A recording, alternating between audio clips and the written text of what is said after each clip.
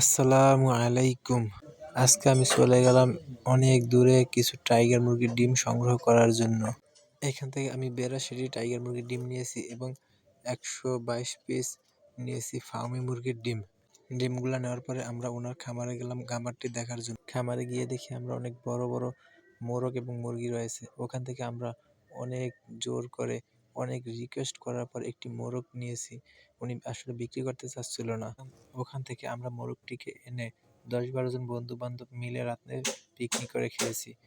মূলত এখন ঈদের সময় তো তাই ওনারা বাড়িতে এসেছে, সেই সুবাদে আমরা পিকনিকটি করতে পারলাম। অনেক ভালোই লাগছিল অনেকদিন পরে একসাথে এরকমটা করতে পারার জন্য। আসলে মুরগিটিকে কাটতে আমাদের অনেক পরিশ্রম লাগতেছিল, কারণ এইসব কাজ তো আর আমরা কখনো করিনি। তাই মোরগটিকে কাটতে আমাদের অনেক পরিশ্রম এবং অনেক সময় দিতে হয়েছে। যাক আলহামদুলিল্লাহ, অবশেষে ভালোই পেরেছি। তারপরে আমরা এটাকে প্রেসার কুকারে দিয়ে রান্না করেছি। সবাই হাতে হাতে কাজ করতেছিলাম। এখানে ২ জনের রুটি বানাইতেছিল, ১ জনের রুটি ভাজতেছিল।